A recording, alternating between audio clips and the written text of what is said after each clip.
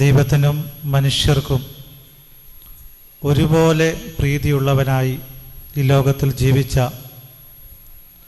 ഇന്നും നമ്മോടൊപ്പം ജീവിച്ചുകൊണ്ടിരിക്കുന്ന പരിശുദ്ധനായ പാമ്പാടി തിരുമേനിയുടെ 60ാമത് ഓർമ്മ പെരുന്നാളിലേക്ക് നാം എല്ലാവരും കടന്നു വന്നിരിക്കുകയാണ്.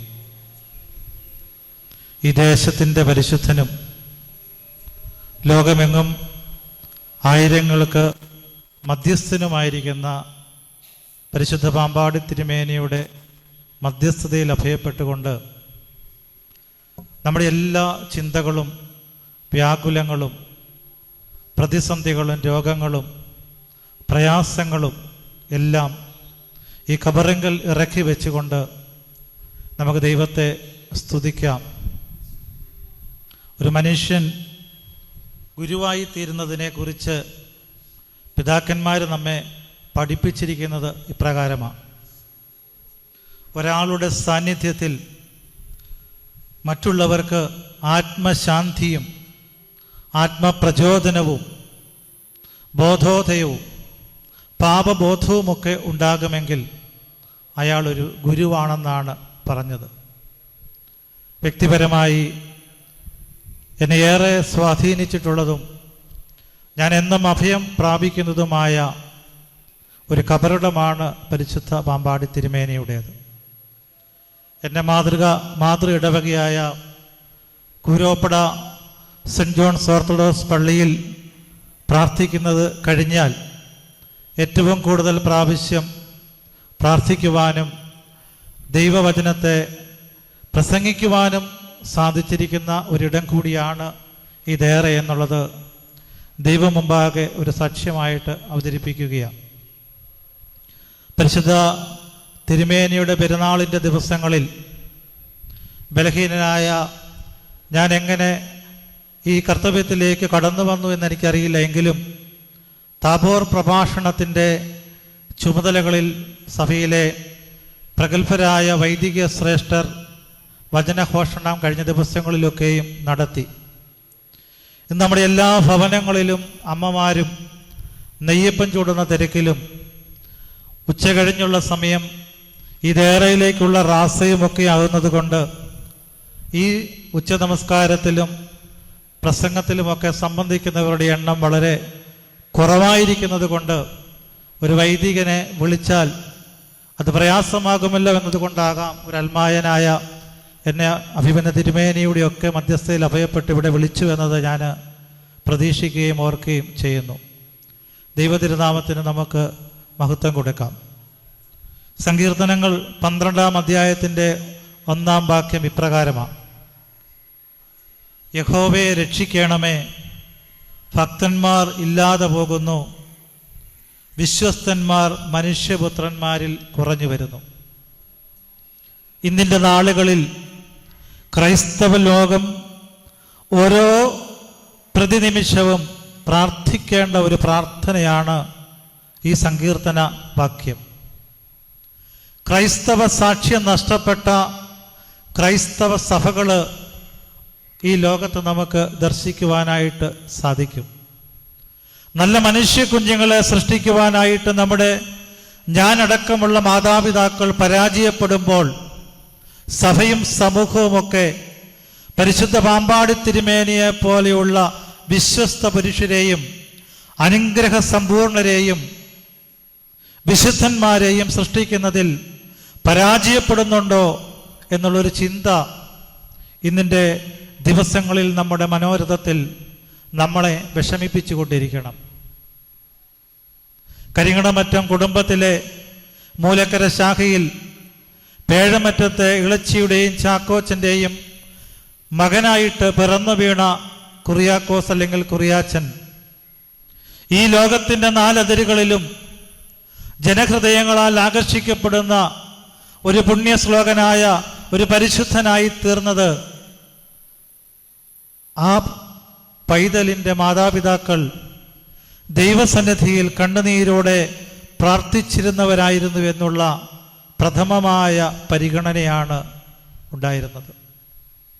പ്രാർത്ഥിക്കുന്ന മാതാപിതാക്കൾക്ക് നല്ല മനുഷ്യ കുഞ്ഞുങ്ങളെ വാർത്തെടുക്കുവാനായിട്ട് സാധിക്കത്തുള്ളൂ എന്നുള്ളതാണ് പരമമായ സത്യം. സഭയുടെയും സഭയുടെ ആധ്യാത്മിക പ്രസ്ഥാനങ്ങളുടെയും പ്രഥമവും പ്രധാനവുമായ കർത്തവ്യം വലിയ കോൺക്രീറ്റ് സൗധങ്ങളായി കോടികൾ മുടക്കി കെട്ടിടങ്ങൾ നിർമ്മിക്കുന്നതോ നാടുനീളെ ശിലാസ്ഥാപനങ്ങൾ നടത്തുന്നതോ വലിയ ജനസഞ്ചയങ്ങളെ വിളിച്ചു വരുത്തി മഹാസമ്മേളനങ്ങൾ നടത്തുന്നതോ അല്ല. അതൊക്കെ സെക്കൻഡറി കാര്യങ്ങളാണ്. സഭയുടെ അംഗങ്ങളായിരിക്കുന്നവരെ ദൈവരാജ്യത്തെങ്കിലേക്ക് ആദായപ്പെടുത്തുക, ഈ സഭയുടെ അംഗങ്ങളായിരിക്കുന്നവർക്ക് സ്വർഗത്തിൽ നിക്ഷേപമുണ്ടാക്കുക, ഈ സഭയുടെ അംഗങ്ങളായിരിക്കുന്നവർക്ക് സ്വർഗത്തിലേക്ക് പാസ്പോർട്ട് എടുത്തു കൊടുക്കുക. ഇതാണ് സഭയുടെ പുരോഹിത വർഗത്തിൻ്റെയും അൽമായ നേതൃത്വത്തിൻ്റെയും ഞാനടക്കമുള്ള ആത്മീയ പ്രസ്ഥാനങ്ങളുടെ പ്രവർത്തകരുടെയും പരമമായ ലക്ഷ്യമെന്നുള്ളത് ഞാനും നിങ്ങളും മറക്കാതിരിക്കുവാൻ ശ്രമിക്കാം. പ്രിയപ്പെട്ടവരെ, പരിശുദ്ധനായ പാമ്പാടി തിരുമേനിയുടെ പവിത്രമായ ഈ പെരുന്നാളിൽ സംബന്ധിക്കുമ്പോൾ ആ പിതാവിൻ്റെ ജീവിതം എനിക്കും നിങ്ങൾക്കും മുമ്പിൽ വരച്ച് കാണിച്ച ചില മാതൃകകൾ, അത് ദൈവസന്നിധിയിൽ അഭയപ്പെട്ട് വിനീതരായി വിനയഭാവത്തോടെ നമുക്കൊന്ന് ചിന്തിക്കാം. ഈ പ്രാർത്ഥനയിലായിരിക്കുമ്പോൾ പരിശുദ്ധാത്മാവിൻ്റെ പ്രവർത്തനം പ്രസംഗിക്കുന്ന എന്നിലും പ്രസംഗം കേൾക്കുന്ന നിങ്ങളിലും ഉണ്ടാകുവാനായിട്ട് നമുക്ക് പ്രാർത്ഥിക്കാം.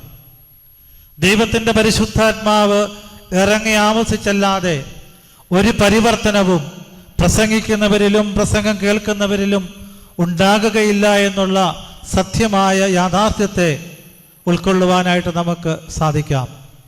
ഞാൻ എത്ര വലിയ വാചക കസർത്തുകൾ കാണിച്ചാലും, നിങ്ങൾ എത്ര ശാന്തതയോടെ ഇരുന്നാലും, ദൈവത്തിൻ്റെ ആത്മാവ് നമ്മളിൽ പരിവർത്തിക്കുന്നില്ല എങ്കിൽ, പ്രവർത്തിക്കുന്നില്ല എങ്കിൽ, ഈ പ്രസംഗം കഴിഞ്ഞ് നമ്മൾ ഇറങ്ങിക്കഴിയുമ്പോൾ ഒരു ചെവിയിൽ കൂടി കേട്ട് മറ്റൊരു ചെവിയിൽ കൂടി കടന്നു പോകുന്ന തരത്തിലേക്ക് ഒരു അധര വ്യായാമം മാത്രമായിട്ട് ഈ പ്രഭാഷണം മാറും. മറിച്ച് ദൈവത്തിന് വിധേയപ്പെട്ടുകൊണ്ട് അവിടുത്തെ വാക്കുകൾക്ക് ചെവി കൊടുത്തുകൊണ്ട് അരുളി ചെയ്യണമേ, അടിയൻ കേൾക്കുന്നു എന്നുള്ള ഹന്നായുടെ ആ പ്രാർത്ഥന പോലെ ഈ പരിശുദ്ധൻ്റെ കബറിടത്തിലായിരിക്കുമ്പോൾ എൻ്റെയും നിങ്ങളുടെയും ജീവിതത്തിലുണ്ടായിരിക്കുന്ന പ്രതിസന്ധികളെ, പ്രശ്നങ്ങളെ, രോഗങ്ങളെ, ദാരിദ്ര്യത്തെ, കടഭാരത്തെ, നമ്മുടെ ചിന്താകുലങ്ങളെ മാറ്റുവാൻ പറ്റുന്ന ശക്തനായ ഒരു ദൈവം സ്വർഗത്തിലുണ്ട് എന്നും ആ ദൈവത്തോട് മധ്യസ്ഥത അർപ്പിക്കുന്ന പരിശുദ്ധനായ ഒരു പിതാവ് ഈ കബറിടത്തിലുണ്ട് എന്നും ഈ ദേവാലയത്തിൽ അദ്ദേഹത്തിൻ്റെ സാന്നിധ്യമുണ്ട് എന്നുമുള്ള ഉറച്ച ബോധ്യത്തോടെയും വിശ്വാസത്തോടെയും കൂടി നമ്മുടെ കണ്ണുനീരുകളെ സ്വർഗത്തിലേക്ക് ഒഴുക്കി വിടുവാനായിട്ട് നമുക്ക് സാധിക്കണം. എല്ലാ പുഴകളും താഴോട്ടാണല്ലോ ഒഴുകുന്നത്. മഴ പോലും താഴോട്ടാണ് പെയ്തിറങ്ങുന്നത്. എന്നാൽ സ്വർഗത്തിലേക്ക് പോകുന്ന ഒരു നീർച്ചാലുണ്ട്. അത് ഈ ലോകത്തിലെ ഭക്തരുടെ കണ്ണുനീരാണ്. ദൈവസന്നിധിയിൽ വിധേയപ്പെട്ട് വിനീതരായി നമ്മൾ കരയുകയാണെങ്കിൽ ആ കണ്ണുനീര് ഈ ഭൂമിയിലേക്കല്ല വീഴുന്നത്, മറിച്ച് സ്വർഗത്തിലേക്കാണ്. തമ്പുരാൻ കർത്താവ് പറഞ്ഞിട്ടുണ്ട്, ഞാൻ തുരുത്തിയിൽ നിന്റെ കണ്ണുനീര് ശേഖരിച്ചു വെക്കും. ആത്മാർത്ഥതയോടെയുള്ള നമ്മുടെ കണ്ണുനീര്, പ്രാർത്ഥനയോടുകൂടി സമർപ്പിക്കുന്ന കണ്ണുനീര് ദൈവം തൻ്റെ തുരുത്തിയിൽ സംഭരിച്ചു വെക്കുമെന്നുള്ള ഉത്തമ ബോധ്യം നമുക്കെല്ലാവർക്കും ഉണ്ടായിരിക്കണമേ എന്ന് ആമുഖമായിട്ട് ഓർപ്പിക്കുകയാണ്. പരിശുദ്ധനായ പാമ്പാടി തിരുമേനിയെക്കുറിച്ച് നമ്മൾ ചിന്തിക്കുമ്പോൾ അദ്ദേഹം നമ്മുടെ മുമ്പിൽ വെച്ച ചില മാതൃകകളുണ്ട്. ആ മാതൃകകൾ ക്രിസ്തു വെച്ച മാതൃകകളാണ്. അതാണ് എനിക്ക് നിങ്ങളുടെ മനസ്സിലേക്ക്, ഹൃദയത്തിലേക്ക് നൽകുവാനായിട്ടുള്ള ഒന്നാമത്തെ ചിന്ത. ക്രിസ്തു തൻ്റെ ശിഷ്യർക്ക് ചില മാതൃകകൾ വച്ചേച്ചു പോയി. ക്രിസ്തുവിനെ തൻ്റെ ജീവിതത്തിൽ അതേപടി പകർത്തിയ ഒരു ക്രിസ്ത്യാനുഭവത്തിൻ്റെ ജീവിതം നയിച്ച പരിശുദ്ധനായിരുന്നു പരിശുദ്ധ പാമ്പാടി പുണ്യവാൻ. നമുക്കറിയാം, ജനനം മുതൽ ദൈവത്തിന് വേണ്ടി നാസീറായി തീർന്ന ഒരു വ്യക്തിയായിരുന്നു. 14-ാമത്തെ വയസ്സിലാണ് ശമ്മാശനായി തീർന്നത്. ഇന്നത്തെ വർത്തമാന കാലഘട്ടത്തിൽ നമുക്ക് ചിന്തിക്കാൻ സാധിക്കുന്നതിനപ്പുറമാണ്. വെറും 14-ാമത്തെ വയസ്സിൽ ഒരു ശമ്മാശനായി തീർന്ന കുര്യാക്കോസ് ബാലൻ. അദ്ദേഹം എന്ത് മാതൃകകളാണ് നമ്മുടെ കർത്താവിൻ്റേത് പകർത്തിയത്? ഒന്നാമത്, ജനനത്തിൻ്റെ കർത്താവിൻ്റെ മാതൃക ഈ കുര്യാക്കോസ് ബാലന്റെ ജീവിതത്തിലും ദൈവം പകർന്നു കൊടുത്തിരുന്നു എന്നുള്ളതാണ്. നമുക്കറിയാം, ലോകത്തിൻ്റെ രക്ഷകനായ ക്രിസ്തു സ്വർഗസിയോനിൽ നിന്ന്, മഹോന്നതങ്ങളിൽ നിന്ന് താണിറങ്ങി വന്ന് ഒരു കന്യകയിൽ ജഡം ധരിച്ച് ഈ ലോകത്തിൽ ജനിക്കുകയാണ്. ആ സ്വർഗ മഹോന്നതനെ പ്രസവിക്കുവാൻ വേണ്ടി കന്യക മറിയത്തിന് സത്രത്തിൽ പോലും ഇടം കിട്ടിയില്ല എന്ന് നമ്മൾ ധ്യാനിക്കുന്നുണ്ട്. ഒരു പുരുഷന്റെ ജീവിതത്തിലെ ഏറ്റവും വലിയ ദയനീയമായ രംഗമാണ് സ്വന്തം ഭാര്യയ്ക്ക് പ്രസവിക്കുവാൻ വേണ്ടി, സമാധാനത്തോടെ ഒന്ന് പ്രസവിക്കുവാൻ വേണ്ടി ഒരിടം പോലും ഒരുക്കി കൊടുക്കാൻ സാധിക്കാത്ത അവസ്ഥ. ജോസഫ് പിതാവിൻ്റെ ദയനീയമായ മുഖം നമ്മുടെ മുമ്പിൽ ഉണ്ടാകണം. കല്ലിടാവിൽ പ്രസവിച്ച് കാലിത്തൊഴുത്തിൽ പിറന്നവനായ ക്രിസ്തുവിൻ്റെ ജനനത്തിൻ്റെ മാതൃക. പ്രിയപ്പെട്ടവരെ, പരിശുദ്ധനായ പാമ്പാടി തിരുമേനിയും വളരെ എളിമയുള്ള ജീവിതത്തിൽ, ഒരു കുടുംബത്തിൽ, പ്രാർത്ഥനയുടെ ഒരു കുടുംബത്തിൽ, ആരാധന അനുഭവമാക്കിയ ഒരു കുടുംബത്തിൽ ജനിച്ച ഒരു പുത്രനായിരുന്നു. അതുകൊണ്ടാണ് അദ്ദേഹം ദേശത്തിൻ്റെയും സഭയുടെയും പരിശുദ്ധൻ എന്ന നിലയിലേക്ക് വളർത്തപ്പെട്ടത്. ക്രിസ്തുവിൻ്റെ ജനനത്തിങ്കൽ ക്രിസ്തുവിനെ കാണാൻ വേണ്ടി വരുന്ന വിദ്വാൻമാരുടെ ചിത്രം നമ്മുടെ മുമ്പിലുണ്ട്. പൊന്നും മോരും കുന്തിരിക്കവുമായി വരുന്ന വിദ്വാൻമാർ ക്രിസ്തുവിനെ അന്വേഷിക്കുന്നത് കല്ലിടാവിലല്ല, കാലിത്തൊഴുത്തിലല്ല, മറിച്ച് എവിടെ ആയിരുന്നു? കൊട്ടാരത്തിലായിരുന്നു. കൊട്ടാരത്തിലെ ക്രിസ്തുവിനെ കാണാനായിട്ടാണ് ഇന്ന് ക്രൈസ്തവ സഭകളും അതിലെ വിശ്വാസികളും ആഗ്രഹിക്കുന്നത്.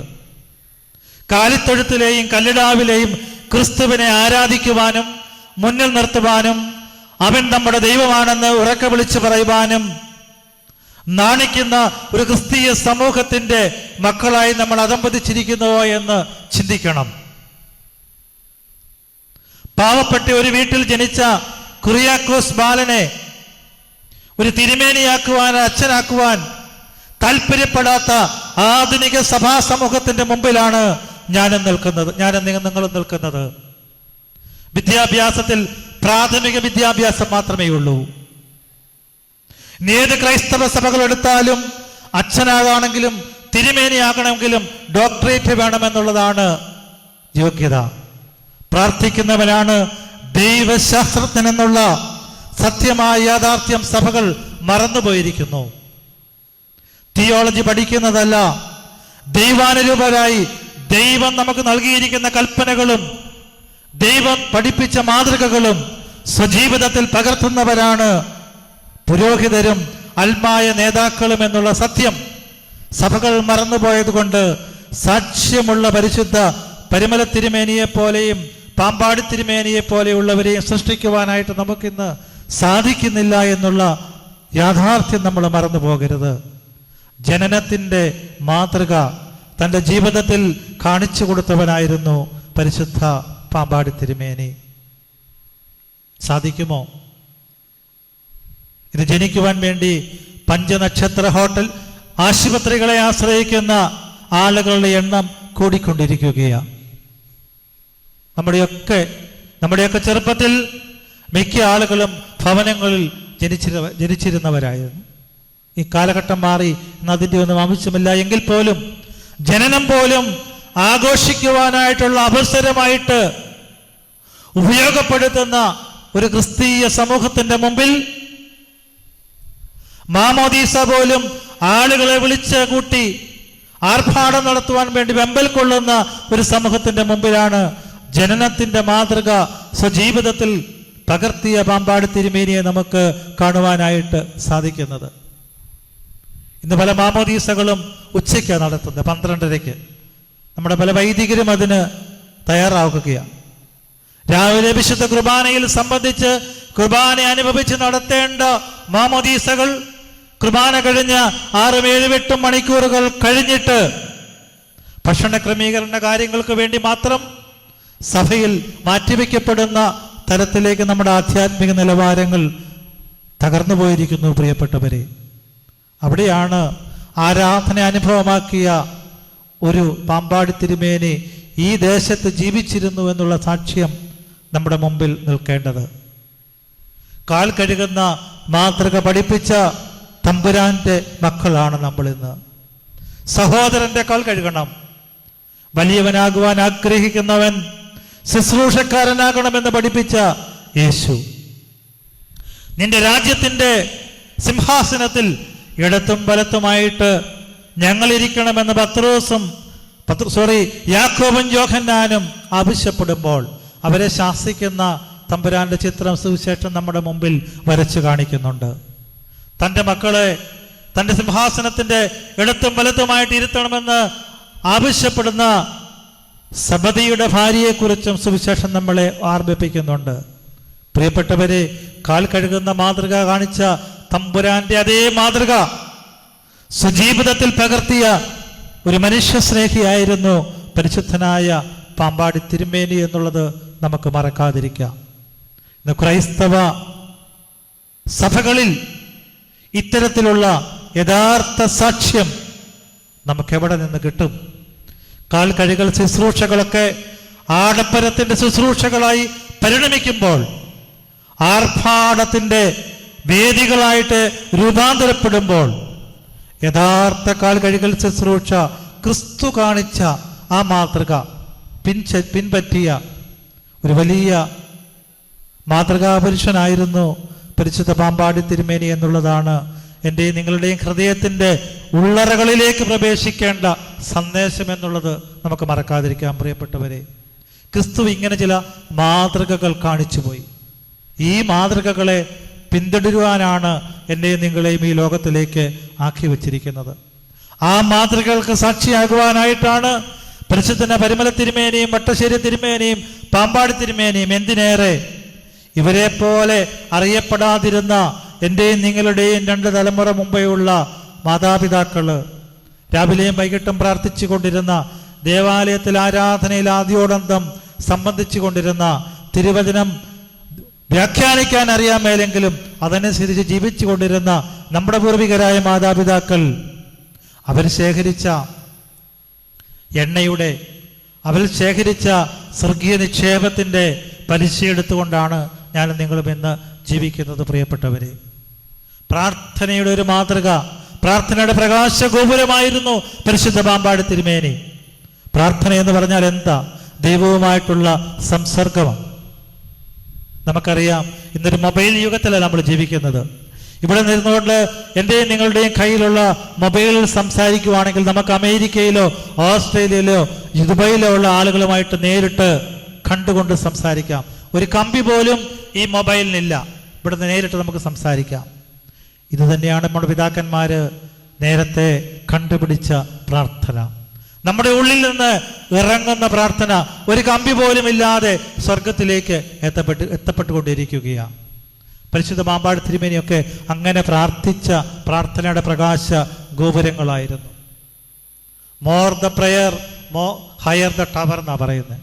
പ്രാർത്ഥന കൂടുമ്പം ദൈവത്തെങ്കിലേക്ക് അടുക്കുന്ന നമ്മുടെ ഗോപുരങ്ങൾ ഉയർന്നുകൊണ്ടിരിക്കുകയാണ്. പ്രിയപ്പെട്ടവരെ, പ്രാർത്ഥിക്കുന്നവനാണ് യഥാർത്ഥ ദൈവ മനുഷ്യൻ. നമുക്ക് പ്രാർത്ഥിക്കാൻ സാധിക്കുന്നുണ്ടോ? നമ്മുടെ കുടുംബ പ്രാർത്ഥനകൾ അന്യം നിന്നുപോയി. മലങ്കര ഓർത്തഡോക്സ് സഭ അടക്കമുള്ള സുറിയാനി സഭകളിൽ 2 നേരം പ്രാർത്ഥിക്കുന്നവരുടെ എണ്ണം ഒരു ശരാശരി എടുത്താൽ 50% താഴെയാണ്. രാവിലെയും വൈകിട്ടും പ്രാർത്ഥിക്കുന്നവരുടെ എണ്ണം കുറഞ്ഞുപോയി. പ്രിയപ്പെട്ടവരെ, പ്രാർത്ഥനയാണ് ആത്മാവിൻ്റെ ആഹാരം. മനുഷ്യനെന്ന് പറയുന്നത് ശരീരവും മനസ്സും ആത്മാവും ഉള്ളവരാ. ശരീരത്തിൻ്റെ വളർച്ചയ്ക്ക് വേണ്ടി നമ്മൾ ആഹാരങ്ങളൊക്കെ കഴിക്കുന്നുണ്ട്. കഞ്ഞിയും ചോറും കാർബോഹൈഡ്രേറ്റ്സും മിനറൽസും ഹോർലിക്സും പഴങ്ങളും നട്ട്സും എല്ലാം കഴിക്കുന്നുണ്ട്. ശരീരം വളർന്നുകൊണ്ടേയിരിക്കുകയാണ്. മനസ്സിൻ്റെ വളർച്ചയ്ക്ക് വേണ്ടി നമ്മൾ പുസ്തകങ്ങൾ വായിക്കുന്നുണ്ട്, TV കാണുന്നുണ്ട്, സിനിമ കാണുന്നുണ്ട്, സ്കൂളിൽ പഠിക്കുന്നുണ്ട്. ഇതെല്ലാം മാനസിക വളർച്ചയ്ക്ക് വേണ്ടിയുള്ളതാണ്. എന്നാൽ ആത്മാവിൻ്റെ വളർച്ചയ്ക്കുള്ള ആഹാരം സ്വീകരിക്കുവാനായിട്ട്, കൊടുക്കുവാനായിട്ട് നമ്മുടെ കുടുംബങ്ങൾ വിമുഖതപ്പെടുകയാണ്. ഞാനോ കുറയണം അവനോ വളരെയണം എന്നുള്ള യോഹന്നാൻ സ്നാപകന്റെ ആ വാക്യം നമ്മൾ മറന്നു പോകരുത്. നമ്മുടെ ഉള്ളിലുള്ള ആത്മാവ് വളരണമെങ്കിൽ എൻ്റെ പ്രിയപ്പെട്ടവരെ, പരിശുദ്ധ പിതാവിനെ പോലെ പ്രാർത്ഥനയുടെ ആഹാരം കഴിക്കുന്നവരായിരിക്കണം. പ്രാർത്ഥന കഴിക്കുന്നവരായിരിക്കണം. പ്രാർത്ഥിക്കുന്നവന് മാത്രമേ ദൈവത്തെ കാണുവാനായിട്ട് സാധിക്കത്തുള്ളൂ. പ്രാർത്ഥിക്കുന്നവന് മാത്രമേ മനുഷ്യത്വം ഉണ്ടാക്കുകയുള്ളൂ. പ്രാർത്ഥിക്കുന്നവന് മാത്രമേ നല്ല മനുഷ്യനാകാൻ സാധിക്കുകയുള്ളൂ. അതുകൊണ്ടാണ് പരിശുദ്ധ പാമ്പാടി തിരുമേനി നല്ല മനുഷ്യനായി രൂപാന്തരപ്പെട്ടത്. ക്രിസ്തു പഠിപ്പിച്ച ആ പ്രാർത്ഥനയുടെ മാതൃക സ്വജീവിതത്തിൽ അദ്ദേഹം പ്രാവർത്തികമാക്കിയ മഹാപരിശുദ്ധനായിരുന്നു. പ്രാർത്ഥനയുടെ പ്രകാശ ഗോപുരമായിരുന്നു പരിശുദ്ധ പാമ്പാടി തിരുമേനി. നമുക്ക് ധ്യാനിക്കാം. പരിശുദ്ധ പാമ്പാടി തിരുമേനി ക്രിസ്തുവിനെ പോലെ ആയിരങ്ങൾക്ക് അപ്പത്തെ വിതരണം ചെയ്തവനായിരുന്നു. തൻ്റെ അപ്പത്തെ എടുത്ത് വെള്ളത്തിന്മേൽ എറിഞ്ഞവനായിരുന്നു. താൻ കഴിക്കാതെ അപ്പത്തെ മറ്റുള്ളവർക്ക് കൊടുത്തവനായിരുന്നു. പ്രിയപ്പെട്ടവരെ, ഞാനും നിങ്ങളും പഠിക്കുന്നുണ്ട്. തമ്പുരാൻ കർത്താവ് ആയിരങ്ങൾക്ക് ആഹാരം കൊടുത്ത അത്ഭുത സംഭവം നമ്മൾ എല്ലാ സുവിശേഷങ്ങളിലും പഠിക്കുന്നുണ്ട്. 5 അപ്പവും 2 മീനും കൊണ്ട് ആയിരങ്ങൾക്ക് ആഹാരം കൊടുത്തപ്പോൾ സുവിശേഷകൻ എഴുതിയിരിക്കുകയാണ്, സ്ത്രീകളും കുട്ടികളും കൂടാതെ 5000 പുരുഷന്മാരുണ്ടായിരുന്നു. നമ്മുടെ കൺവെൻഷനുകളിലും ആരാധനകളിലും സംബന്ധിക്കുന്ന പുരുഷന്മാരുടെ എണ്ണമെടുത്താൽ അതിൻ്റെ 4 ഇരട്ടിയാണ് സ്ത്രീകളുടെ എണ്ണം. 5000 പുരുഷന്മാരുണ്ടായിരുന്നു പറഞ്ഞപ്പോൾ അതിൻ്റെ 4 ഇരട്ടി സ്ത്രീകളും അത്രയും തന്നെ കുട്ടികളുമൊക്കെ ഉണ്ടാകാം. ഏകദേശം 19,000 ആളുകൾക്ക് ആഹാരം കൊടുത്ത ഒരു തമ്പുരാൻ. ആ തമ്പുരാന് ആഹാരം കൊടുക്കാൻ സാധിച്ചത് എന്തുകൊണ്ടാണ്? 5 അപ്പവും 2 മീനുമായിട്ട് ഒരു പൈതൽ വന്നതുകൊണ്ടാണ്. ആ പൈതലിനെ കണ്ടുപിടിച്ച ശിഷ്യൻ, ആ പൈതലിന് ആഹാരം 5 അപ്പവും 2 മീനും ക്രിസ്തുവിന്റെ സുവിശേഷം കേൾക്കാൻ വേണ്ടി പൊതിഞ്ഞു കൊടുത്തു വിട്ട അമ്മ, ഇവരൊക്കെ ക്രിസ്തുവിന്റെ പ്രവർത്തനത്തിന് പങ്കാളികളായ ശിഷ്യന്മാരായിരുന്നു. പ്രിയപ്പെട്ടവരെ, അതുപോലെയായിരുന്നു പരിശുദ്ധ പാമ്പാടി തിരുമേനി. ഒരു ദിവസം സന്ധ്യയ്ക്ക് തിരുമേനിയും തിരുമേനിയുടെ സഹായനായ അപ്പച്ചനും പൊട്ടണപ്പച്ചനും ഇവിടെ വിശ്രമിച്ചു കൊണ്ടിരിക്കുമ്പോൾ അന്ന് വൈകിട്ടത്തേക്കിനുള്ള നാഴി അരി മാത്രമേ ഈ ദേറായിൽ സത്യമായും ഉണ്ടായിരുന്നുള്ളൂ. അപ്പോഴാണ് ഒരു യാചകൻ കടന്നു വന്നിട്ട് എന്തെങ്കിലും തരണമെന്ന് പറഞ്ഞു. തിരുമേനി ഒരു ചക്രമെടുത്ത് അവന് കൊടുക്കുകയാണ്. അപ്പോൾ അവൻ പറഞ്ഞു, ആഹാരം അരിയും കൂടെ വേണമെന്ന് പറയുകയാണ്. ഇതൊന്നും നൂറ്റാണ്ടുകൾക്ക് മുമ്പ് നടന്ന ഒരു കെട്ടുകഥയല്ല. കണ്ടതും കേട്ടതുമായ ആയിരക്കണക്കിന് ആളുകൾ സാക്ഷ്യമുള്ള ചരിത്രങ്ങളാണ്. അപ്പോഴാണ് പൊട്ടനപ്പച്ചൻ അന്നാരെ കളത്തിൽ നിന്ന് വലിഞ്ഞു. കാരണം വൈകിട്ടത്തേക്കിനുള്ള അരി മാത്രമേ ഉള്ളൂ. തിരുമേനി പറഞ്ഞു അവിടെ ഇരിക്കുന്ന അരി എടുത്തു കൊടുക്കാൻ. പൊട്ടനപ്പച്ചൻ കൈയും കാലും ഒക്കെ കാണിച്ചു, ചില വിമുഖതയൊക്കെ പ്രകടിപ്പിച്ചു. തിരുമേനി പറഞ്ഞു, ആ അരി എടുത്ത് കൊടുത്തേക്കുക. ആ അരി യാചകന് കൊടുത്തു. യാചകൻ അതുമായി പോയി. പൊട്ടനപ്പനാകെ വിഷമമായി. വൈകിട്ട് എങ്ങനെ തിരുമേനി അപ്പച്ചന് കഞ്ഞി വെച്ചു കൊടുക്കും? പ്രിയപ്പെട്ടവരെ, 1 മണിക്കൂർ കഴിഞ്ഞപ്പോൾ കന്നുകുഴി കുടുംബത്തിൽ നിന്ന് ഒരു വില്ലുവണ്ടിയിൽ അരിയും മറ്റു സാധനങ്ങളുമായിട്ട് വില്ലുവണ്ടി ഇവിടെ വന്ന് നിൽക്കുകയാണ്. കൊടുക്കുന്നവന് ധാരാളമായി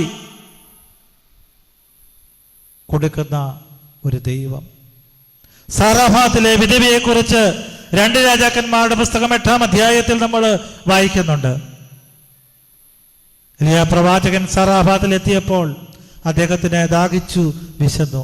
പട്ടണവാതിക്കലെത്തിയപ്പോൾ ഒരു വിധവയെ കാണുകയാണ്. അവൾ വിറക് ശേഖരിക്കുകയായിരുന്നു. പ്രവാചകൻ അവളോട് പറയുക, എനിക്ക് കുടിപ്പാൻ 1 കപ്പ് വെള്ളം വേണം. അവൾ വെള്ളമെടുക്കാൻ പോയപ്പോൾ പ്രവാചകൻ വിളിച്ചു പറയുക, നീ വരുമ്പം ഒരപ്പം കൂടി കൊണ്ടുവരിക. അത് പ്രവാചകനെ നേരെ തിരിഞ്ഞു നിന്നിട്ട് പറഞ്ഞു, പ്രവാചകനാണോ എന്നറിയത്തില്ല, മനുഷ്യ അല്ലെങ്കിൽ പിതാവേ, എൻ്റെ വീട്ടിൽ അപ്പമില്ല. ഒരു ചെറിയ പാത്രത്തിൻ്റെ അടിയിൽ ഒരു ശകലം മാവുണ്ട്, തുരുത്തിയിൽ ഒരു ശകലം എണ്ണയുണ്ട്.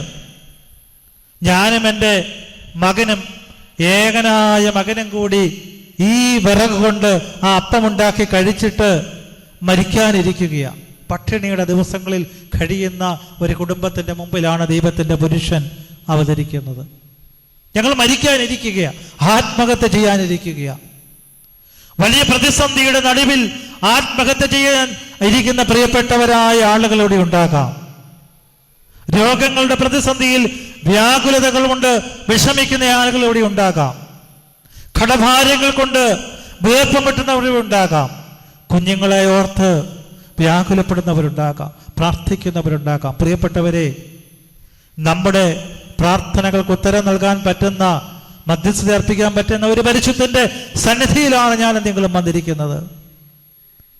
എലിയാവ് പറയുകയാണ്, നീ ആദ്യമേ എനിക്കൊരു ചെറിയ അടയുണ്ടാക്കി കൊണ്ടുവരിക. അവൾ അതുപോലെ തന്നെ ചെയ്യുകയാണ്. ക്ഷാമകാലം തീരുന്നത് വരെ ആ വിധവയുടെ കലത്തിലെ മാവ് തീർന്നില്ല, അവളുടെ തുരുത്തിയിലെ എണ്ണ തീർന്നില്ല. കരുതുന്നവനായ ഒരു ദൈവം, കാൽക്കുന്നവനായ ഒരു ദൈവം, സംരക്ഷിക്കുന്നവനായ ഒരു ദൈവം നമുക്കുണ്ട് പ്രിയപ്പെട്ടവരെ. അപ്പൊ അതുകൊണ്ട് ആ ദൈവത്തിൽ ഉറച്ചു വിശ്വസിച്ച ഒരു പിതാവായിരുന്നു പരിശുദ്ധനായ പാമ്പാടി തിരുമേനി. പ്രതിസന്ധികളുടെ നടുവിലെല്ലാം പ്രവർത്തിച്ചവനായ ദൈവത്തെ മുഖാമുഖം കണ്ടവനാണ് പരിശുദ്ധ പാമ്പാടി തിരുമേനി. അതാണ് അദ്ദേഹം പ്രാർത്ഥനയുടെ പ്രകാശ ഗോപുരമാണെന്ന് പറയുന്നത്. ദാനിയേലിനൊപ്പം സിംഹക്കൂട്ടിൽ നടന്നവനായ ദൈവത്തെ നമ്മൾ കണ്ടിട്ടുണ്ട്. ശദ്രക്കിനും മേശക്കിനും അബീനബേവിനും ഇടയിൽ തീച്ചൂളയിൽ നടന്നവനായ ഒരു ദൈവത്തെ നമ്മൾ കണ്ടിട്ടുണ്ട്. നമ്മുടെ ജീവിതത്തിന്റെ പ്രതിസന്ധികളിൽ നമ്മോടൊപ്പം നടക്കുന്ന, നമ്മളെ എടുത്തുകൊണ്ട് നടക്കുന്ന, നമ്മളെ ചുമന്നുകൊണ്ട് നടക്കുന്ന ഒരു ദൈവമുണ്ടെന്ന് ഈ വർത്തമാന കാലഘട്ടത്തിൽ പഠിപ്പിച്ച ഒരു പിതാവാണ് ഇവിടെ കബറടങ്ങിയിരിക്കുന്നത്. ആ പിതാവിൻ്റെ ആത്മാവാണ് എൻ്റെയും നിങ്ങളുടെയും മുമ്പിൽ ഈ പ്രസംഗം കേട്ടുകൊണ്ട്, ഈ പ്രസംഗത്തിന് ഊർജം പകർന്നുകൊണ്ട്, ഈ പ്രസംഗത്തിന് ദിശാബോധം നൽകിക്കൊണ്ട്, ഇത് കേൾക്കുവാൻ നമ്മെ പ്രേരിപ്പിച്ചുകൊണ്ട് നമ്മുടെ മുമ്പിലുള്ളത് എന്നുള്ള ആ സാന്നിധ്യമാണ് ഇവിടെ ഉള്ളത് എന്നുള്ള ബോധ്യം നമുക്കുണ്ടാകുമ്പോൾ നമ്മുടെ ജീവിതത്തിൻ്റെ മുമ്പിൽ ആ പിതാവിനെ മുറുകെ പിടിക്കുവാൻ, മുമ്പിൽ പിടിക്കുവാനായിട്ട് നമുക്ക് സാധിക്കുമോ? പരിശുദ്ധ പിതാവിനെ പോലെ ക്രിസ്തു കാണിച്ചു തന്ന ഈ മാതൃകകളൊക്കെ നമ്മുടെ ജീവിതത്തിൽ പകർത്തുവാൻ. കാൽവരിയുടെ വലിയ മാതൃക നമ്മുടെ മുമ്പിൽ കാണിച്ചു തന്നവനല്ലേ ക്രിസ്തു? കുരിശിൽ കിടക്കുന്നത് ദൈവികമാണെന്നും കുരിശിൽ നിന്ന് ഇറങ്ങുന്ന മാനുഷികമാണെന്നും പഠിപ്പിച്ചവനല്ലേ ക്രിസ്തു? വലതുവശത്തെ കള്ളൻ കുരിശിൽ കിടക്കാൻ ആഗ്രഹിക്കുകയാണ്, ഇടതുവശത്തെ കള്ളൻ കുരിശിൽ നിന്ന് ഇറങ്ങാൻ ആഗ്രഹിക്കുക. കുരിശ് വഹിക്കുന്നവനാണ് ക്രിസ്തു. ക്രിസ്തുവിനോടുകൂടി കുരിശ് വഹിക്കാൻ നമുക്ക് സാധിക്കുമോ? ക്രിസ്തുവിനോടുകൂടി കുരിശ് വഹിച്ചവനാണ് നമ്മുടെ പരിശുദ്ധനായ പാമ്പാടി തിരുമേനി. ഈ ചിന്തയോട് ചേർന്ന് രണ്ടാമത്തെ ചിന്തയിലേക്ക് ഞാൻ പോകുകയാണ്. ക്രിസ്തു കാണിച്ചു തന്ന മാതൃകകളൊക്കെ സ്വജീവിതത്തിൽ പ്രാവർത്തികമാക്കി ക്രിസ്തുവിനെ ലോകത്തിന്റെ മുമ്പിൽ പ്രഘോഷിച്ച ഒരു പരിശുദ്ധ പാമ്പാടി തിരുമേനിയുടെ പെരുന്നാളിലാണ് ഞാനും നിങ്ങളും സംബന്ധിക്കുന്നത്. അതായിരുന്നു നമ്മുടെ ഒന്നാമത്തെ ചിന്ത. ക്രിസ്തു കാണിച്ചു തന്ന പ്രധാനപ്പെട്ട ചില മാതൃകകൾ നമ്മളിവിടെ ചിന്തിച്ചു. പ്രിയപ്പെട്ടവരെ, നമ്മുടെ ജീവിതത്തിന്റെ നാളുകളിൽ ഈ പെരുന്നാൾ നൽകുന്ന സന്ദേശമായിട്ട്, ഈ പെരുന്നാൾ നമുക്ക് നൽകുന്ന ചിന്താവിഷയമായിട്ട് ഈ മാതൃകകളെയൊക്കെ സ്വജീവിതത്തിൽ ഒന്ന് പ്രാവർത്തികമാക്കുവാൻ, നമ്മുടെ തലമുറകൾക്കൊന്ന് സംശീകരിച്ചു കൊടുക്കുവാൻ, കുടുംബങ്ങളിലെ മക്കൾക്കൊന്ന് പറഞ്ഞു കൊടുക്കുവാൻ നമുക്ക് സാധിക്കുമ്പോഴാണ് പുണ്യവാൻ സന്തോഷിക്കുന്നത്. അവിടെയാണ് സഭയുടെ ഈ പെരുന്നാൾ ആഘോഷം യാഥാർത്ഥ്യമാകുന്നത്. അല്ലാതെ ആയിരങ്ങൾ ഇവിടെ തടിച്ചു കൂടിയത് കൊണ്ടോ, ആയിരങ്ങൾക്ക് ആഹാരം കൊടുത്തത് കൊണ്ടോ, എത്ര വലിയ പബ്ലിസിറ്റി കൊടുത്തത് കൊണ്ടോ, പത്രത്തിൻ്റെ താളുകളിൽ ഫോട്ടോകൾ അനേകങ്ങൾ പ്രിന്റ് ചെയ്ത് കൊടുത്തത് കൊണ്ടോ എന്നും പരിശുദ്ധൻ സന്തോഷിക്കത്തില്ല, ദൈവം സന്തോഷിക്കത്തില്ല. അത് ഈ കാലഘട്ടത്തിൻ്റെ ഒരു അനിവാര്യതയാണ്. ഈ കാലഘട്ടത്തിൽ അതൊക്കെ ആവശ്യമാണ് താനും. പക്ഷേ അതിനേക്കാൾ പ്രാധാന്യം പരിശുദ്ധൻ്റെ ജീവിതത്തിലെ മാതൃകകൾ നമ്മുടെ ജീവിതത്തിൽ പ്രാവർത്തികമാക്കുക എന്നുള്ളതാണ് എന്നുള്ള പരമമായ ബോധ്യം എനിക്കുണ്ടാകണം, നിങ്ങൾക്കുണ്ടാകണം, സാധിക്കണം. രണ്ടാമത്തെ ചിന്തയിലേക്ക് ഞാൻ പോകുകയാണ്. പരിശുദ്ധ പാമ്പാടി തിരുമേനി കുന്തംകുളം ദേശത്തിൻ്റെ വലിയ ഇടയ ശ്രേഷ്ഠനായിരുന്നു. വേദപുസ്തകത്തിൽ നമ്മൾ പഠിക്കുന്നുണ്ട്, തമ്പുരാൻ കർത്താവ് തന്നെ നമ്മോട് പറഞ്ഞിട്ടുണ്ട്, ഞാൻ ആടുകളുടെ ഇടയനാകുന്നു, ആടുകൾക്ക് വേണ്ടി ഞാൻ എൻ്റെ ജീവനെ കൊടുക്കുന്നവനാണ്. നല്ല ഇടയൻ ആടുകൾക്ക് വേണ്ടി ജീവനെ കൊടുക്കുന്നവനാണ്. നമ്മുടെ ഇടയന്മാര് ആടുകൾക്ക് വേണ്ടി ജീവനെ കൊടുക്കുന്നവരാണോ, ചെന്നായ്ക്കളെ പോലെ ആടുകളുടെ രക്തം കുടിക്കുന്നവരാണോ എന്നുള്ള സംശയമാണ് നമ്മുടെ മുമ്പിൽ നിൽക്കുന്നത്. ക്രൈസ്തവ സഭകൾ ഇന്ന് ലോകത്തിൽ തമ്മിലടിച്ച് രക്തം കുടിച്ചുകൊണ്ടിരിക്കുന്ന ദയനീയമായ ഒരു കാഴ്ചയാണ് നമ്മുടെ മുമ്പിലുള്ളത്. ക്രിസ്തു സ്ഥാപിച്ച ആ പങ്കാളിത്തത്തിൻ്റെ, ആ പങ്കുവെക്കലിൻ്റെ, ഏകത്വത്തിൻ്റെ സഭാ വിശ്വാസമൊക്കെ ലോകത്ത് നഷ്ടപ്പെട്ടുകൊണ്ടിരിക്കുകയാണ്. ആയിരക്കണക്കിന് സഭകളിൽ നിന്ന് ചിതറിക്കൊണ്ടിരിക്കുകയാണ്. ഈ സഭകളുടെ നടുവിൽ ഒരു ക്രിസ്തീയ സാക്ഷ്യം കൊടുക്കുവാനായിട്ട് നമുക്ക് സാധിക്കുന്നുണ്ടോ? എനിക്ക് സാധിക്കുന്നുണ്ടോ? നിങ്ങൾക്ക് സാധിക്കുന്നുണ്ടോ? നമ്മളെല്ലാം സഭയുടെ പിതാക്കന്മാരെ കുറ്റം പറയുന്നവരും വിമർശിക്കുന്നവരുമൊക്കെയായി മാറിക്കൊണ്ടിരിക്കുകയാണ്. സോഷ്യൽ മീഡിയകളൊക്കെ എടുത്താൽ സഭാതലവന്മാരെ നമ്മളിങ്ങനെ വിമർശിച്ചുകൊണ്ടിരിക്കുക. നമ്മളെല്ലാവരും നല്ലവരും, സഭയുടെ പിതാക്കന്മാരെല്ലാം മോശമാണെന്നുള്ളതാണ് നമ്മുടെ ഒരു കാഴ്ചപ്പാട്. പ്രിയപ്പെട്ടവരെ, നമ്മളിത് നിർത്തണം. എവിടെ നിന്നാണ് സഭയുടെ പിതാക്കന്മാരുണ്ടാകുന്നത്? നല്ല മനുഷ്യ കുഞ്ഞുങ്ങളെ സൃഷ്ടിക്കാൻ സഭയിലെ കുടുംബങ്ങൾ പരാജയപ്പെടുമ്പോൾ സഭയുടെ നേതാക്കൾ അവർ മാതൃകയില്ലാത്തവരായി തീരും. സഭയുടെ ആത്മായ നേതൃത്വം മാതൃകയില്ലാത്തവരായി തീരാം. അതെല്ലാ സഭകൾക്കും വന്നുകൊണ്ടിരിക്കുന്ന വലിയ അപജയങ്ങളാണ്. അതുകൊണ്ട് കുടുംബങ്ങളാണ് ശുദ്ധീകരിക്കപ്പെടേണ്ടതെന്നുള്ള വലിയ ബോധ്യം എനിക്ക് നിങ്ങൾക്കും ഉണ്ടാകണം. ഇവിടെ ക്രിസ്തു പറയുകയാണ്, ഞാൻ നല്ല ഇടയനാകുന്നു. നല്ല ഇടയൻ ആടുകൾക്ക് വേണ്ടി തൻ്റെ ജീവനെ കൊടുക്കുന്നവനാണ്. എൻ്റെ പരിശുദ്ധ പാമ്പാടി തിരുമേനി നല്ല ഇടയനായിരുന്നു. ആടുകൾക്ക് വേണ്ടി, സ്വന്തം ജനത്തിനു വേണ്ടി തൻ്റെ ജീവൻ പോലും തൃണവൽക്കരിച്ചുകൊണ്ട് ഇറങ്ങിപ്പുറപ്പെടുവാൻ തയ്യാറായ ഒരു വലിയ ഇടയനെയാണ് എനിക്ക് പാമ്പാടി തിരുമേനിയിൽ കാണുവാൻ സാധിക്കുന്നത്. അതുകൊണ്ട് അദ്ദേഹത്തിൻ്റെ കബറിങ്കൽ വന്ന് പ്രാർത്ഥിക്കുവാനായിട്ട് എനിക്ക് മടിയില്ല. അദ്ദേഹത്തിൻ്റെ കബറിന്റെ മുമ്പിൽ മുട്ടുകുത്തുവാനായിട്ട് എനിക്ക് മടിയില്ല. ജീവിതത്തിൽ പ്രതിസന്ധി ഉണ്ടാകുമ്പോൾ, പ്രയാസമുണ്ടാകുമ്പോൾ ഞാൻ ഇവിടെ വന്ന് ഒന്ന് പ്രാർത്ഥിക്കും. പ്രതിസന്ധികളൊക്കെ മാറും. ചിലപ്പോൾ അവിടെ ഒന്ന് പ്രാർത്ഥിക്കുമ്പോൾ തിരുമേനി നമ്മളെ നോക്കി ചിരിക്കുന്നതായിട്ട് എനിക്ക് തോന്നിയിട്ടുണ്ട്. ചിലപ്പോൾ തിരുമേനി നിർവികാരമായ ഒരു വിചാരങ്ങളോടുകൂടി തിരുമേനിയുടെ ഫോട്ടോ ആണ് എൻ്റെ മുമ്പിൽ പ്രത്യക്ഷപ്പെടുന്നത്. ചിലപ്പോൾ തിരുമേനി ചില ക്രുദ്ധഭാവത്തോടെ നമ്മളെ ഒന്ന് സൂക്ഷിച്ചു നോക്കുന്നതായിട്ട് എനിക്ക് അനുഭവവേദ്യമായിട്ടുണ്ട്. നമ്മുടെ ഭാഗത്ത് ചില തെറ്റുകളൊക്കെ ഉണ്ടെങ്കിൽ തിരുമേനിയുടെ കബറിങ്കൽ വന്ന് പ്രാർത്ഥിച്ചിട്ട് ഫോട്ടോയിലേക്ക് നോക്കുമ്പോൾ തിരുമേനി ചില ദേഷ്യത്തിൽ നിൽക്കുന്നതായിട്ട് എനിക്ക് പല അവസരങ്ങളിലും തോന്നിയിട്ടുണ്ട്. പ്രിയപ്പെട്ടവരെ, അതാണ് ആ തിരുമേനിയുടെ യഥാർത്ഥ ശക്തി. ഒരു നല്ല ഇടയൻ ഒരു വിശ്വാസിയുടെ തെറ്റിനെ ചൂണ്ടിക്കാണിക്കുന്നവനാകണം. ഒരു നല്ല ഇടയൻ ഒരു വിശ്വാസി നല്ലത് ചെയ്താൽ അവനെ പ്രോത്സാഹിപ്പിക്കുന്നവനാകണം. ഒരു നല്ല ഇടയൻ ഒരു വിശ്വാസിയെ ചേർത്ത് നിർത്തുന്നവനാകണം. ഇന്ന് സുഖിപ്പിക്കുന്നവരുടെ കാലഘട്ടത്തിലാണല്ലോ ഞാനും നിങ്ങളും ജീവിക്കുന്നത്. പാദസേവ ചെയ്യുന്നവരും സ്തുതിപാഠകരും നേതാക്കന്മാരെയും ദൈവിക പുരുഷന്മാരെയും ഒക്കെ തെറ്റിച്ചുകൊണ്ടിരിക്കുന്ന ഒരു ആധ്യാത്മിക ലോകത്ത് പാമ്പാടി തിരുമേനിയെ പോലെ നമ്മൾ പ്രാർത്ഥിക്കാൻ വന്ന് നിൽക്കുമ്പം നീ തെറ്റ് ചെയ്തിട്ടുണ്ടെങ്കിൽ, നിന്റെ ഭാഗത്ത് വീഴ്ചയുണ്ടെങ്കിൽ നമ്മുടെ നേരെ മുഖം ഒന്ന് ക്രൂദിച്ച് കാണിക്കുവാൻ, അത് തെറ്റാണെന്ന് നമ്മളെ ബോധ്യപ്പെടുത്തുവാനായിട്ടുള്ള ഒരാർജവം കാണിക്കുവാൻ, മരിച്ചുപോയാലും അത് ജീവിതത്തിൽ ആ മുഖത്ത് പ്രതിഫലിപ്പിക്കുവാൻ സാധിക്കുന്ന ഒരിടയൻ, ആ ഇടയനാണ് എൻ്റെയും നിങ്ങളുടെയും നല്ല ഇടയനായിട്ട് രൂപാന്തരപ്പെടുന്നത്.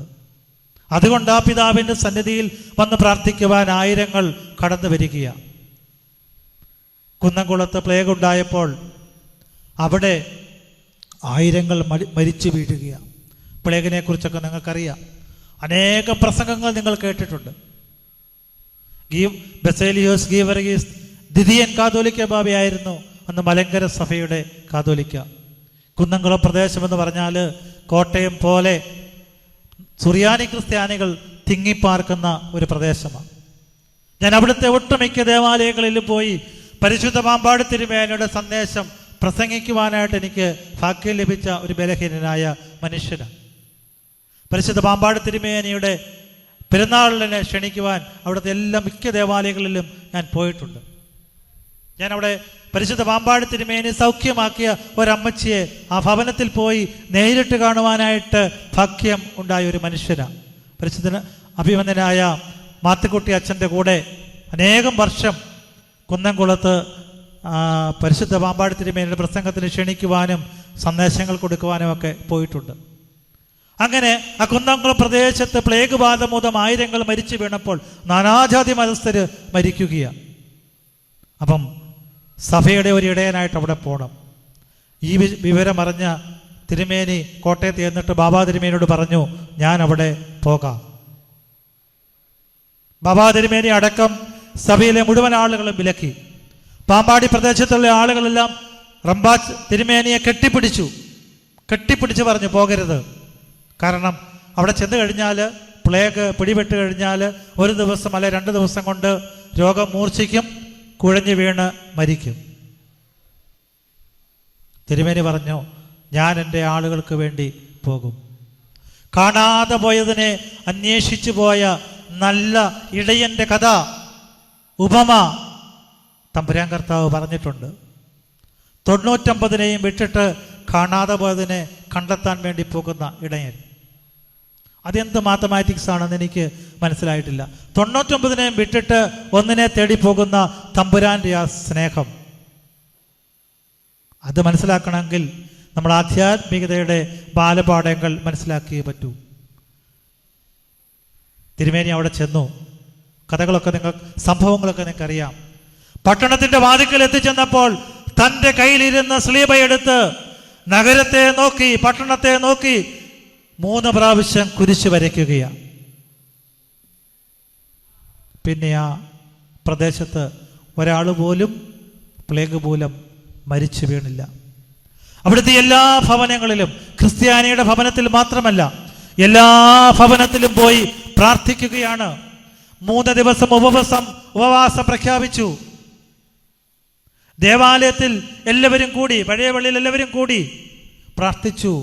പ്ലേഗ് ബാധ മാറുകയാണ്. പ്രിയപ്പെട്ടവരെ, 14ാമത്തെ വയസ്സിൽ ദേശത്ത് മഴ പെയ്യാൻ വേണ്ടി പാമ്പാടി പള്ളിയുടെ തിരുമുറ്റത്ത് ഉപവാസം പ്രസിദ്ധം ചെയ്ത് 3 ദിവസം പ്രാർത്ഥിച്ച മഹാപരിശുദ്ധനായിരുന്ന കുറിയാക്കോസ് ശമ്മാശനാണ് തിരുമേനിയായപ്പോൾ കുന്നംകുളത്തേക്ക് പോയി അവിടെ സ്ലീബ ഉയർത്തി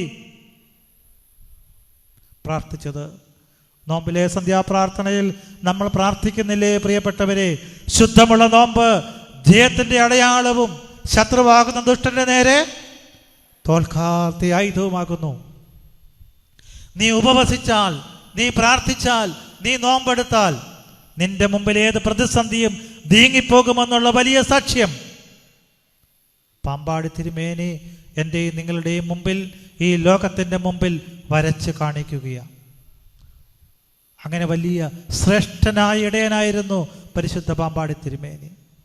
അദ്ദേഹം മഴ പെയ്യാൻ വേണ്ടി ഉപവസിച്ച് പ്രാർത്ഥിച്ചപ്പോൾ അദ്ദേഹത്തെ കളിയാക്കിയ വിദ്വാൻമാരുണ്ട്, വിദ്വാസമ്പന്നരുണ്ട്. 14 വയസ്സുള്ള കൊച്ചു ബാലനല്ലേ, വിദ്യാഭ്യാസമില്ലാത്തവനല്ലേ, ഡിഗ്രി ഇല്ലാത്തവനല്ലേ, അവൻ പ്രാർത്ഥിച്ചാൽ ദൈവം കേൾക്കുമോ? നമ്മുടെ സാധാരണ ആളുകളുടെ, ഇന്നത്തെ വർത്തമാന കാലഘട്ടത്തിലെ ആളുകളുടെ ഒരു ചിന്താഗതി ഇതൊക്കെയാണ്. പ്രിയപ്പെട്ടവരെ, പാവങ്ങൾ പ്രാർത്ഥിച്ചാൽ മതി, പാവപ്പെട്ടവൻ പ്രാർത്ഥിച്ചാൽ മതി, വിദ്യാഭ്യാസമില്ലെങ്കിൽ നീ പ്രാർത്ഥിച്ചാൽ മതി, ദൈവം കേൾക്കും. കേൾക്കുന്നവനായ ഒരു ദൈവമുണ്ട്. ക്രിസ്തുവിൻ്റെ ജനനത്തിങ്കൽ ശക്തിയും ബുദ്ധിയും സമ്പത്തുമൊക്കെ ഉണ്ടായിരുന്ന വിദ്വാൻമാർക്ക് അവരുടെ ദൈവാന്വേഷണം വഴിമാറിപ്പോയില്ലേ പ്രിയപ്പെട്ടവരെ? അവർ ക്രിസ്തുവിനെ അന്വേഷിച്ചത് കൊട്ടാരത്തിലല്ലേ? പക്ഷെ യാത്രയുടെ യാമങ്ങളിലും ആടുകളെ മേയിച്ചു കൊണ്ടിരുന്ന ആ നല്ല ഇടയന്മാരല്ലേ ക്രിസ്തുവിനെ മറിയത്തോടുകൂടി കാലിത്തൊഴുത്തിലും കല്ലടാവിലും വന്ന് കണ്ടത്? അതുകൊണ്ട് ശക്തിയോ യുക്തിയോ ബുദ്ധിയോ സമ്പത്തോ ഒന്നുമല്ല ദൈവാന്വേഷണത്തിൻ്റെ അടിസ്ഥാനം എന്നുള്ള ബാലപാഠം ഞാനും നിങ്ങളും മറക്കാതിരിക്കാം. അത് ഭക്തി മാത്രമാണ്. ദൈവത്തെ അന്വേഷിക്കുന്ന ബുദ്ധിമാന്മാരുണ്ടോ എന്ന് കാണുവാൻ ദൈവം സ്വർഗത്തിൽ നിന്ന് മനുഷ്യപുത്രന്മാരെ നോക്കുകയാണ്. ഈ വാക്കുകൾ പറയുമ്പോൾ എനിക്ക് വലിയ പ്രയാസമുണ്ട്. ശക്തിയോ യുക്തിയോ ബുദ്ധിയോ ഒന്നുമല്ല ദൈവാന്വേഷണത്തിൻ്റെ വഴികളെന്ന് തിരുവചനം എൻ്റെയും നിങ്ങളുടെയും മുമ്പിൽ വരച്ചു കാണിക്കുകയാണ്. ദൈവാന്വേഷണത്തിൻ്റെ മുമ്പിൽ ശക്തിയല്ല, ബുദ്ധിയല്ല, സമ്പത്തല്ല വലുത്. ദൈവം വിളിച്ചു വേർതിരിക്കുന്നവനെ വലുതാക്കുന്നവനാണ്. പരിശുദ്ധനായ പാമ്പാടി തിരുമേനി ഒരു ചെറിയ പാവപ്പെട്ട കുടുംബത്തിൽ പിറന്നവനായിരുന്നു. സമ്പന്നനല്ലായിരുന്നു. അവൻ്റെ മാതാപിതാക്കൾ വലിയ ബുദ്ധിയുള്ളവരല്ലായിരുന്നു. ദേശത്തിലെ പ്രമാണിമാരല്ലായിരുന്നു. അദ്ദേഹത്തിന് ഡോക്ടറേറ്റ് ഇല്ലായിരുന്നു. പക്ഷേ അദ്ദേഹത്തെ തമ്പുരാൻ വിളിച്ച് വേർതിരിച്ച് ഈ ജനത്തിൻ്റെ മധ്യസ്ഥനായിട്ട് രൂപാന്തരപ്പെടുത്തുകയാണ്. മോശ ഒരു വിക്കനായിരുന്നു പ്രിയപ്പെട്ടവരെ. അവന് വലിയ പൊക്കമൊന്നുമില്ലായിരുന്നു. അവന് വലിയ പ്രസംഗിക്കാൻ ചാതുര്യമില്ലായിരുന്നു. പക്ഷേ ലോകത്തിലെ ഏറ്റവും വലിയ ജനനേതാവായിട്ട് ലക്ഷക്കണക്കിന് ആളുകളെ മിസ്രൈമിൽ നിന്ന് കനാൻ നാട്ടിലേക്ക് കൊണ്ടുപോകുന്ന വലിയ നേതാവായിട്ട് മോശയെ ദൈവം വളർത്തി പ്രിയപ്പെട്ടവരെ.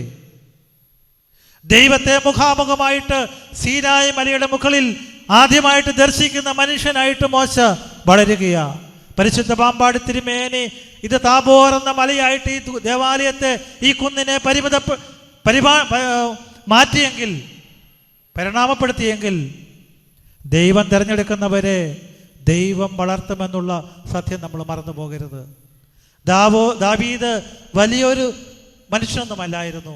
5 അടി മാത്രം പൊക്കമുള്ള ഒരു ചെറിയ ഇടയച്ചെറുക്കനായിരുന്നു. ഈശായിക്ക് വേറെ അനേകം സുന്ദരന്മാരായ മക്കളുണ്ടായിരുന്നു. ആരോഗ്യ ദൃഢഗാത്രന്മാരുണ്ടായിരുന്നു. പട്ടാളത്തിൽ സേവനം ചെയ്തവരുണ്ടായിരുന്നു. പക്ഷേ ദാവീദ് എന്ന ചെറിയ ഇടയച്ചെറുക്കനെയാണ് രാജാവായിട്ട് അഭിഷേകം ചെയ്യപ്പെടുന്നത്. മറന്നു പോകരുത്. എന്നെയും നിങ്ങളെയും ഉയർത്തുവാൻ തക്കവനായ, ശക്തനായ, കരുതുന്നവനായ ഒരു ദൈവമുണ്ട് പ്രിയപ്പെട്ടവരെ. നമ്മുടെ തലമുറകളെ വളർത്തുന്നവനായ, നമ്മുടെ തലമുറകളെ എടുത്തുപയോഗിക്കുന്ന ഒരു ദൈവമാണ് നമ്മുടെ മുമ്പിലുള്ളതെന്ന് നമുക്ക് മറന്നു പോകാതിരിക്കാം.